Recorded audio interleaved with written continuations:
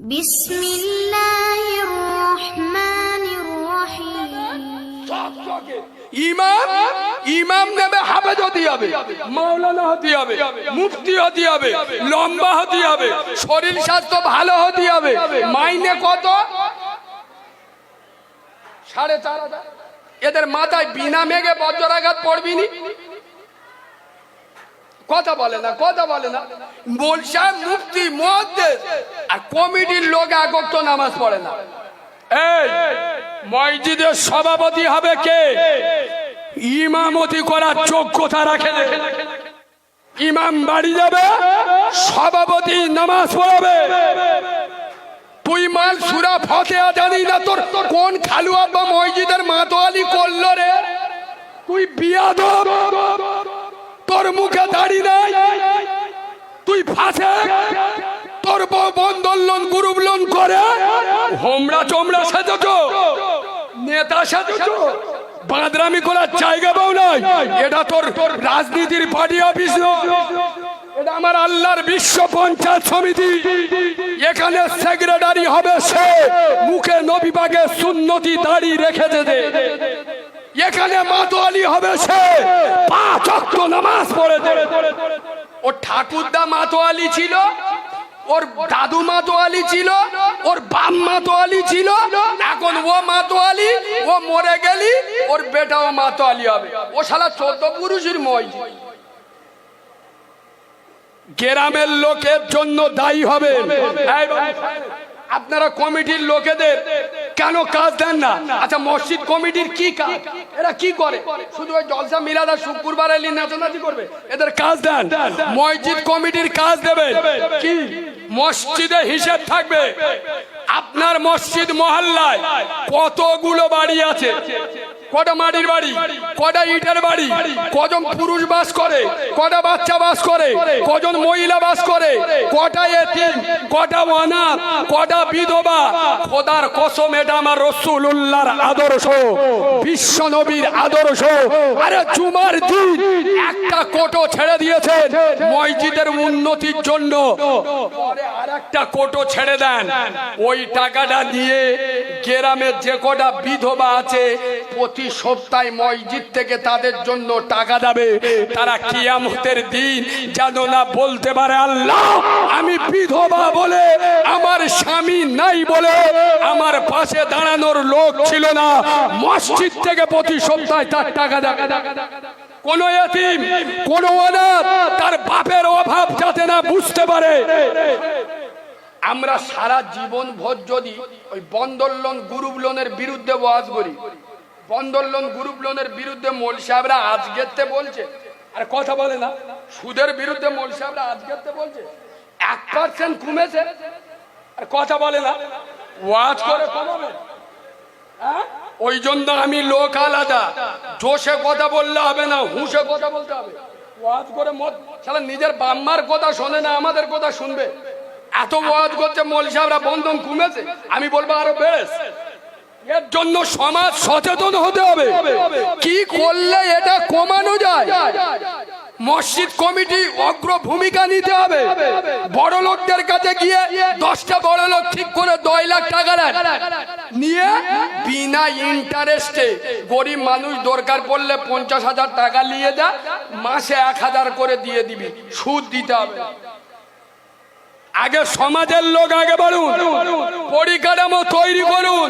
ওয়াজ করে বন্ধন লোন বন্ধ করতে পারবেন না, ওয়াজ করে গ্রুপ লোন বন্ধ করতে পারবেন না। এগুলো সমাজকে আমাদের পাল্টাতে হবে, আর এগুলো মসজিদ থেকে শুরু করতে হবে। মসজিদের সভাপতি, সেক্রেটারি, মাতোয়ালি। এই শোনেন আব্বা, আমি কারিমুল্লাহ ওয়াজ করছি, গোটা বাংলায় ঘুরছি। আমার সংসারে আমি টাকা রোজগার করছি ঠিক কথা, কিন্তু আমার সংসারে কোথায় কি হচ্ছে না হচ্ছে আমি বেশি বুঝবো না, আমার বউ বেশি বুঝবে, আমার পরিবার বেশি বুঝবে না, যেহেতু আমি তো বাড়ি থাকি না।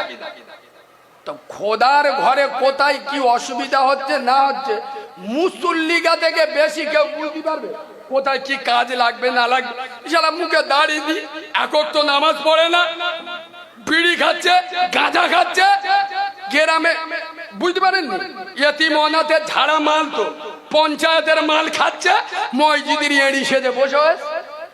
ওর কোনো অধিকার নাই খোদার ঘরের কমিটিতে ওর জায়গা থাকা। নামাজ পড়ে এদের মসজিদের সভাপতি সেক্রেটারি, এদের মসজিদ কমিটিতে জায়গা দেন। ও গরিব হোক অসহায় হোক, ও মসজিদের মাতোয়ালি হবে, মসজিদের সেক্রেটারি হবে। মনে রাখবেন, মসজিদ পার্টি অফিস ভেবে ভুল করবেন না। এখানে পাঁদরামি করতে আসবেন না। এ মসজিদে জাকাতের টাকা দেয়া চলে। কথা বলে জাকাতের টাকা মসজিদ দেয়, ফেদরার টাকা, মানতের টাকা, এগুলো মাদ্রাসায় দেয়া হয়। মাদ্রাসায় গরিব এতিম অনাথরা থাকে। আল মসজিদে এগুলো চলে না। কেন? আল্লাহ পবিত্র, তার ঘরও পবিত্র। আরে হ্যাঁ না, আল্লাহ পবিত্র, তার ঘরও পবিত্র। তা আল্লাহ যখন পবিত্র, আল্লাহ জাকাত ফেদরার টাকা নেয় না। তোর মতো বেনামাজি দাঁড়িয়ে কলম ধুস না। তুই মালটা মসজিদের কমিটিতে জায়গা পেলি কি করে রে? তোর লজ্জা শরম নি, তোর হায়া খায়া নি, তুই নির্লজ্জ মাল, তুই দোকান কাটা মাল বলে এখন মসজিদ কমিটিতে বসে। যদি লজ্জা থাকে কাল থেকে ছেড়ে দিবি। 5 ওয়াক্ত যারা নামাজ পড়বে তারাই মসজিদ চালাবে।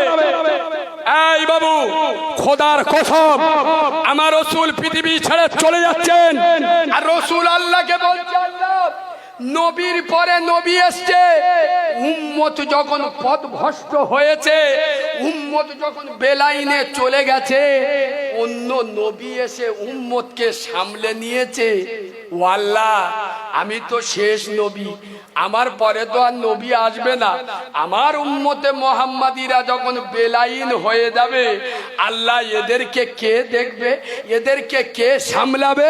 হে বাগান পাড়ার মুসলমান, কসম খোদার করে আমি কালিমুল্লাহ বলি, সেদিন আমার আল্লাহ কথা দিয়েছিল, আই মুস্তাফা স্বয়ং আমি আল্লাহ কথা দিচ্ছি, তোমার উম্মতে মুহাম্মাদিদের দায়িত্ব আমি আল্লাহ নিজে গ্রহণ করলাম।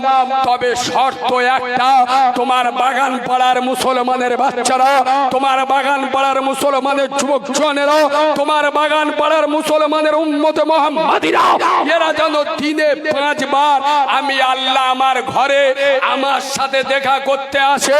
এদের অভাব শুনবো, এদের অভিযোগ শুনবো, এদেরকে বিপদে পড়লে আমি আল্লাহ পাশে দাঁড়াবো, এদের ব্যবসা বাণিজ্যতে বরকত দেবো।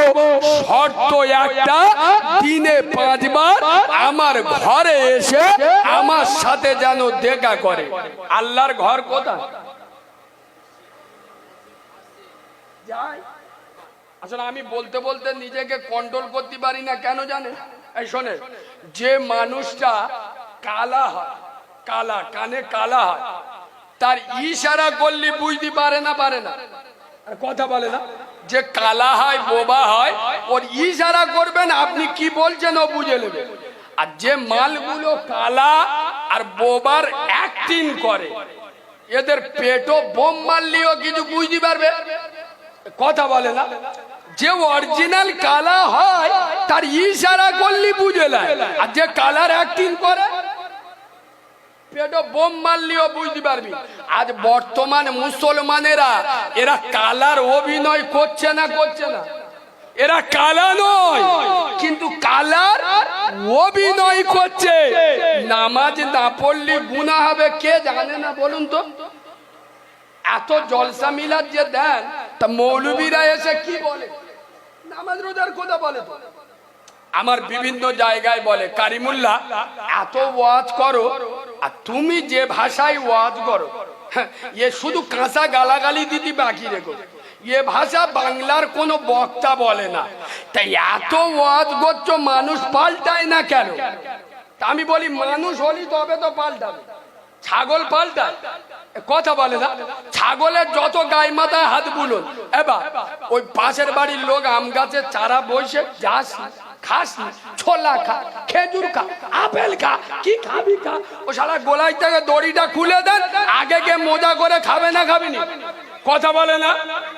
আজ মসজিদের ইমামরা প্রতি সপ্তাহে শুক্রবার মসজিদে গেবজে গেবজে গালতে ধোঁয়া তুলে দিল।